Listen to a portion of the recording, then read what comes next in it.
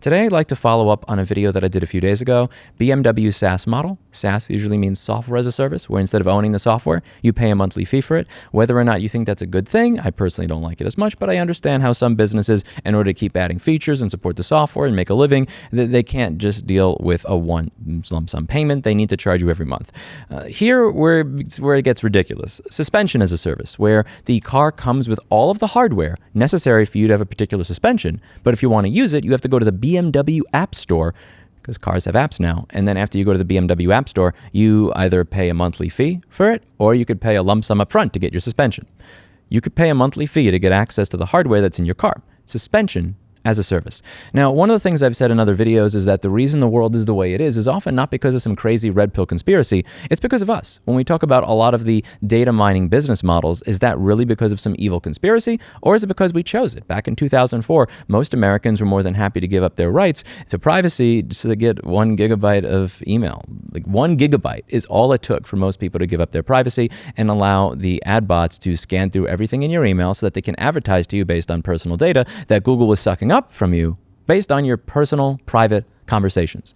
Google has a complete profile on you based on your private conversations as a result of them offering you a gigabyte of storage and the ability to send 15 to 25 megabyte email attachments. That's all it took. I'm going to read some of the comments here because the reason we live in the world that we live in is not because of some crazy red pill evil conspiracy with the you all own nothing thing and the Klaus Schwab and the World Economic Forum. At the end of the day, none of that stuff would be able to take place if it wasn't for us. We fight amongst ourselves. We are not united. And if we were united, we would be able to make the demands from the manufacturer that would allow us to actually have our freedom back and not live in this dystopian world. So I'd like to read some of the comments that demonstrate what I'm talking about here in my argument. So this is a person who said the following with regards to the BMW software as a service, suspension as a service, after you've gotten the suspension in your car that you paid for. So what? If you go to a football stadium, the seats at the bottom cost the same to make as the ones at the top. In fact, the ones at the bottom are probably cheaper to make. But what you're paying for is the value to you. Either you pay it or you don't. I'm not going to defend it as cheaper. I'm going to defend it as a voluntary market transaction. If you don't want to pay for the better seats in the football stadium, don't pay. That doesn't give you the right to start violating contract terms, like paying for the cheap seats and then trying to sit in the expensive ones. They're running a business and they're doing what they think is profitable. If you don't like the product at that price, don't be their consumer. So the few things to go over in this corporate bootlicking simping statement here. The first is that we are not talking about, when it comes to the scarcity here, I'm not talking about that communistic idea that there's artificial scarcity with regards to resources and everything else, and that all of us would be able to just have whatever the hell we wanted if only we got rid of capitalism. I find that to be a bunch of bull. Here we're talking about actual genuine scarcity. If I want to sit a certain distance from the symphony orchestra and I want to sit at a certain angle from that symphony orchestra, we don't have the technology yet based on modern physics for multiple people to be able to occupy the same space at the same time. That doesn't work. It's not possible yet. So if I want to sit in that front row seat, what you're paying for in this case is essentially the ability to sit this distance from the orchestra, for your ears to be that distance from the orchestra, your eyes to be that distance at this particular angle. Two people cannot occupy the same space at the same time. So this is different from a case where we're talking about the opposite of scarcity. We're talking about your car actually has the parts in it already. We're not even talking about a case where there's only this number of suspensions. So we have 1 million customers that want this vehicle, but we have 500,000 suspensions. And because the supply and demand are out of whack, you wind up paying more to get that particular suspension and other people don't get access to it. We're talking about the opposite of scarcity, where when you buy the car, there is no scarcity. You literally are getting the suspension with the car already. It's physically there. The second thing that we have to talk about here that's really important is this concept of trying to sit in the expensive seats after getting the cheap seats. There's two things that are wrong with this. So the first thing is, if I purchase cheap seats and then I go to sit in the expensive one down there, the person that paid to have front row seats has now been robbed of their viewing experience. They're not going to be able to attend the orchestra and sit within that angle and distance to the orchestra that they wanted because I have stolen their seat. I'm using the definition of steal literally. I'm not even talking about it when somebody says that piracy is stealing or any of that, which it isn't.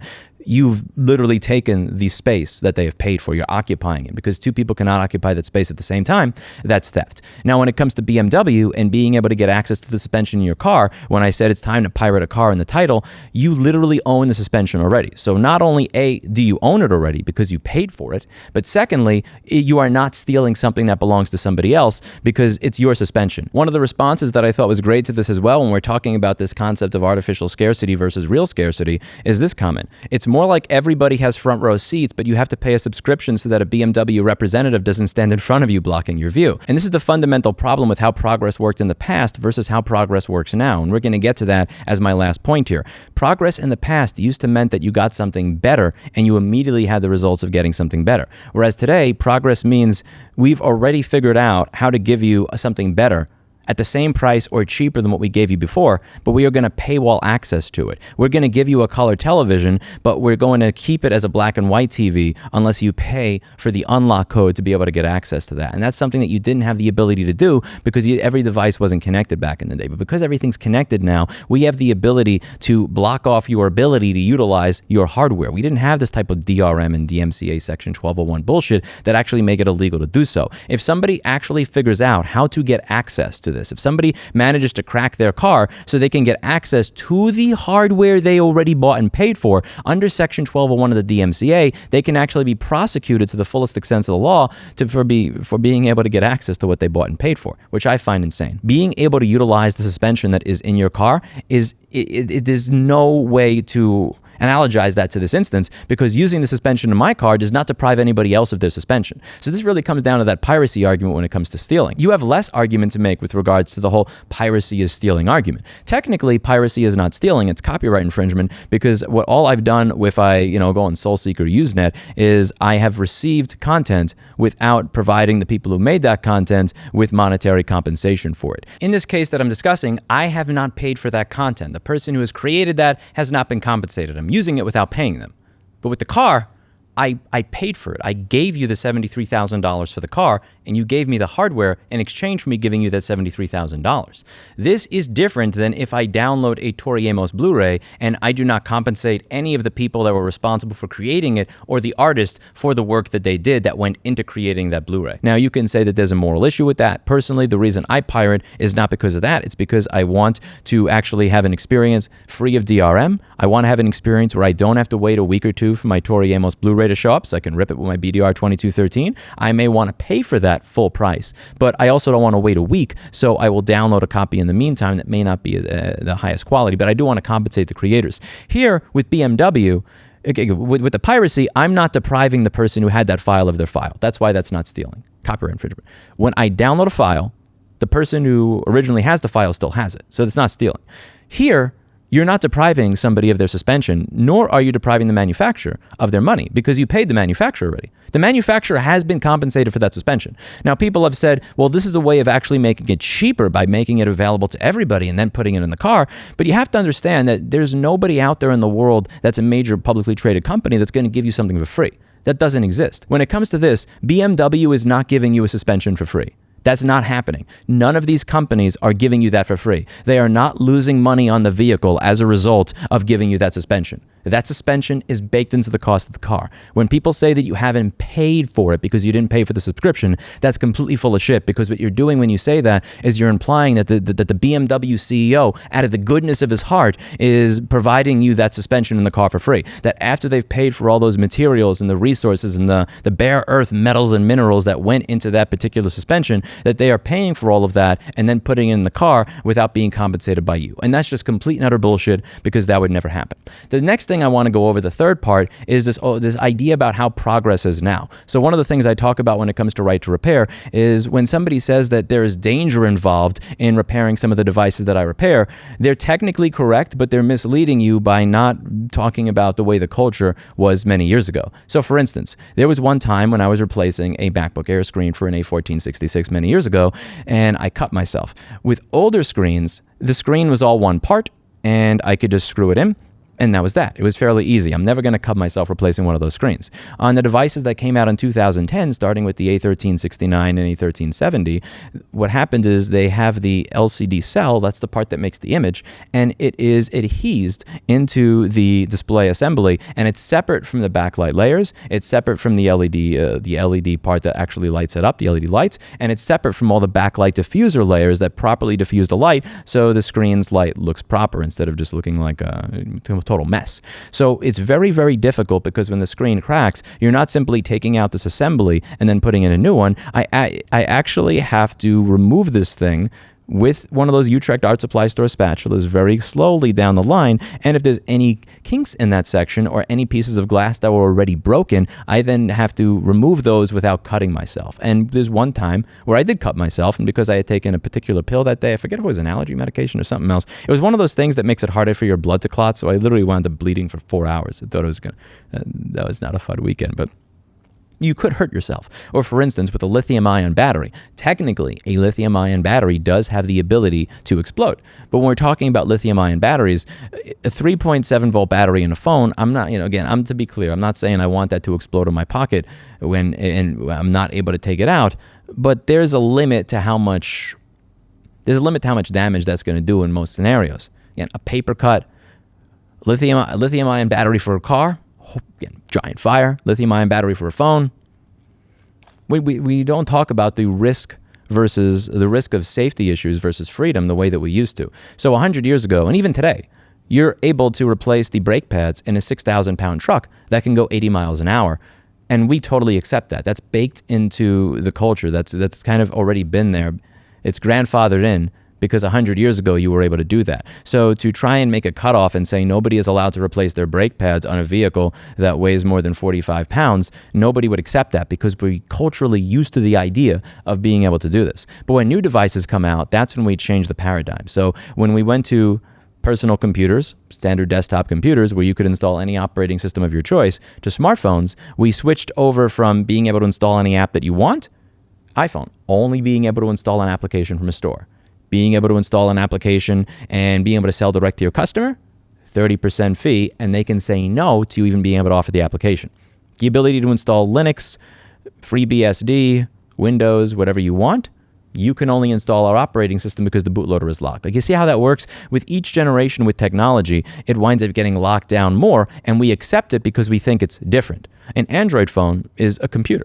An iPhone is a computer. Same as this. It's a smaller version of what I have here. The architecture is different, but there's absolutely no reason to have those losses in freedom. But we have those losses in freedom because we accept it. And that's something that's happening here as well. So when we look at how technology used to progress over the years, this is something that used to happen without these types of limitations. You used to be able to have these types of progress and nothing like this would happen. When we went from a black and white television to a color television, they were selling you a color television. The hardware was present for color, so they gave you color. We didn't have this type of progress where the color television was sold, but it still limited you to black and white, and if you paid a fee, you could then unlock the ability to use the color hardware in your television set. A lot of hardware nowadays that is sold, it's just not like that. Imagine that we were dealing with crumple zones. Just think about the fact that a car from 35 years ago is considerably less safe than your average vehicle that you're in today if you get in a crash. Can you imagine if there was a crumple zone package where your car would be more safe as a result of you buying an extra package? When these advancements in technology came out, they were made available to everybody. We figured out how to make the thing better. It's not costing us more money. Here you go. That's progress. That's the way stuff used to work. If they could get away with that, if NHTSA weren't on their ass, they probably would try to get away with that. They probably would try to make it so that your crumple zone or these safety features only work if you pay this extra money, even though the shit's built into the car. And if it was physically possible for them to figure out how to make the properties of that metal only work if you bought the proper application on the BMW App Store, they probably would. When I buy a Rotel amplifier, if I get a Rotel 10, like a 1070 or a 1040 amplifier, it's not like it's not this nonsense where I could have a Rotel RB1090 that does 700 something watts a channel into a 4-ohm load, but I only get that if I pay a fee. And even if the argument were to be made that it was cheaper, that's not how it works. They wouldn't give me that amp for cheaper. They would still charge me the $2,000 that a Rotel RB1090 cost, but they would give me lower wattage until I unlocked it.